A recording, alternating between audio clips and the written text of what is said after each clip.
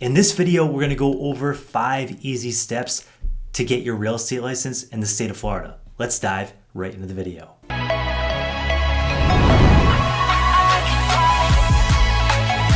So you want to get your real estate license in the state of Florida. Well, there are many great reasons to get your real estate license in Florida. In fact, the real estate market in Florida is booming. People are transacting every single day, and there are real estate agents that are making 6 figures and beyond. On top of that, if you're just a real estate investor and you're trying to save on commissions and you're trying to get yourself into the field so you don't have to call real estate agents every time that you want to look at properties, this can also be a great alternative. Getting your real estate license comes with many wins, and in this video, I'm going to go over 5 simple steps so you can get your real estate license this year. Before we dive into that, I want to offer you our free How to Get Licensed and Start Your Real Estate Career Guide. Everything in this video plus more is inside that guide. So to check that out and get your free copy, click the link down below in the description box. The first step to getting your Florida real estate license is meeting some of the basic requirements that the state has laid out. Now, I want to cover this first because it's super important to know what the basic requirements are, because this process takes a couple steps, and before you go through all the work of getting licensed, I want to make sure that you're eligible and the state is going to approve your license once you complete all the steps in this process. So the very first requirement is you must be 18 years old or older, and you must have a high school diploma or a GED. Another requirement is you must be a US citizen or a legal resident. On top of that, you're going to want to check in with the state of Florida's Real Estate Commission if you have any felonies on your record, as this may prevent you from getting licensed, but make sure you call in and you ask those questions before you start the process, because you don't want to go through all your classes, do all this work, and then find out that they're going to deny your application once you submit to the state so you can get licensed. Step number 2 is completing your real estate pre-licensed education. Now, in the state of Florida, you're required to complete 63 hours of state-approved pre-licensed education, and there are many ways that you can complete this. Some people prefer to go into the classroom and spend time in the class. Others prefer to do the coursework online. There are pros and cons to each option. Going into the classroom is going to take more time investment, and it's going to take time out of your day to drive to the school and sit in the class and go through all the lectures that the school is putting on. With online real estate classes, you can do it at your own pace, and you get to sit in the comfort of your own home and go through the modules and complete your education. Now, before you choose either one of these, make sure that you're going through a state-approved school so that your hours count towards your 63 hours of pre-licensed education. Now, if you're looking to go the online route, make sure that you pick a school with good reviews that is credible and is state-approved. And I highly suggest you check out Calibri Real Estate School. They offer these classes online, and they oftentimes offer sales and discounts. So if you want to check them out, there's an affiliate link down below where you'll find different deals on these classes. Inside these classes, you're going to learn different concepts like real estate law, financing laws. You're going to learn different things about agency law, and you're going to learn all about real estate math. So there's many different concepts and things that you're going to learn throughout your schooling. And when I did my real estate classes, I just was shocked at how many things that I didn't know about real estate. I thought that I had quite a bit of knowledge. I was looking into flipping houses and doing all these things before I got started with my real estate license. And I was just shocked at the amount of things that I learned while I was in those classes. And I had a background in finance. I was working at a bank, and I went through classes through the bank and all that kind of stuff. And I was just kind of taken back at all the good knowledge that I got from those real estate classes. Now, the real estate classes are not going to teach you like applicable things when you get your license. It's not going to teach you how to make money. It's not going to teach you any of that stuff. That stuff you're going to have to learn afterwards. But what it will teach you is how to stay out of trouble, and it will teach you a lot of things about general real estate, which are really important, and it's things you'll hold on to throughout your career and while you're out there in the field doing real estate. Step number 3 is taking and passing the Florida real estate exam. The first thing I want to dive into is a couple basic tips to help you pass the exam. Then I want to go into some of the things that you're going to find on test day so you know exactly what to expect. And then last but not least, I'm going to tell you the score that you're going to need to get in order to pass the exam and then move on to the next step. So the very first thing you're going to want to know is that this exam is multiple choice, and it's about 100 questions. The exam itself is 2.5 hours long, and you're going to have a closed book exam. So it's super important to take your time, study, and really gain the knowledge that you need in order to have the confidence to go into the testing center on test day and actually pass this exam. So a couple things I would do is I would time block time, 2 hours a day, 5 days a week for at least 2 weeks to study and really get this knowledge down. Time blocking is super important because what it allows you to do is block that time each day to study. You're going to retain information that way, and then you shut off. You don't exhaust yourself studying for 5 or 6 hours at a time because you get fatigued, you don't retain as much, and you're really just going to hate the process. So I would say time blocking an hour or two every single day, 5 days a week. Take 2 days off, whatever those days are to you that you want to take off. Do this for 2 weeks and then pull the plug, go in and take the exam.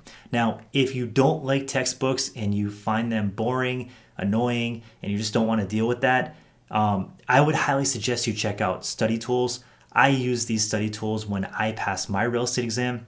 There are free study tools, like there are YouTube videos that you can go into and tutorials that you can go into to study.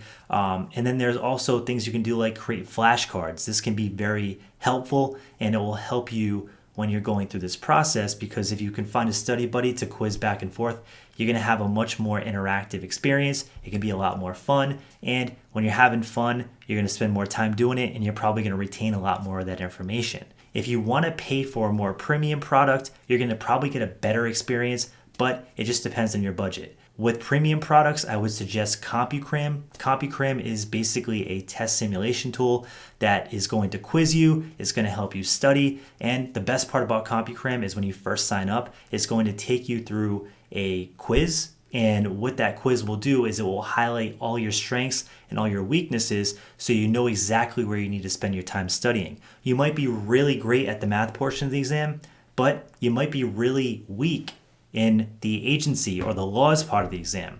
This is what happened to me when I was taking my exam, is I was strong in some portions and I was very weak in other portions, and having a tool that's going to basically tell you exactly where you're at is a total game changer, because you can spend your time studying and focusing on the things that really matter, and that's going to increase your scores overall and give yourself a higher chance of passing. The next study tool I would suggest is Prep Agent. Prep Agent is another test-like simulation tool.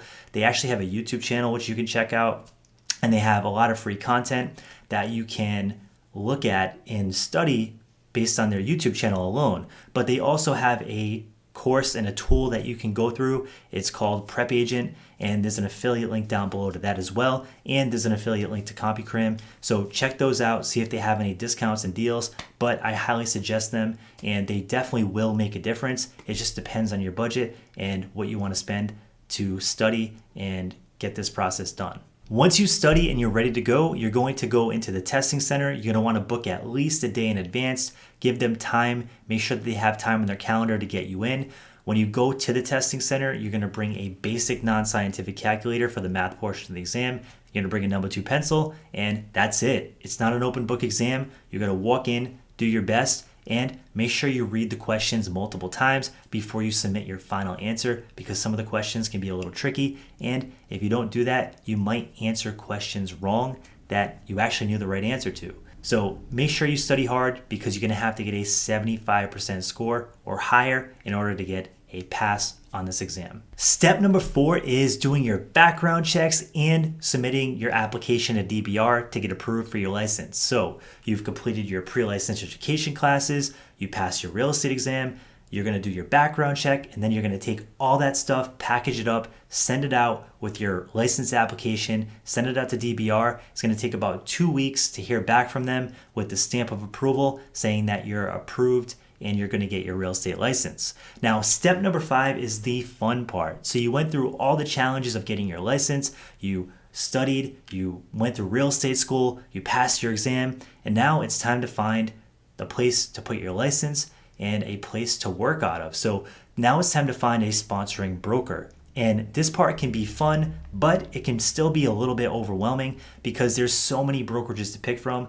and it's really hard to decide which one's the right fit for you. So I'm going to give you a couple basic questions to ask when you're talking to brokerages. And I would highly suggest you talk to 4 or 5 different brokerages before you make your choice. So the very first thing that I would ask is what kind of commission structure do you offer, and what kind of caps do you offer within that commission structure?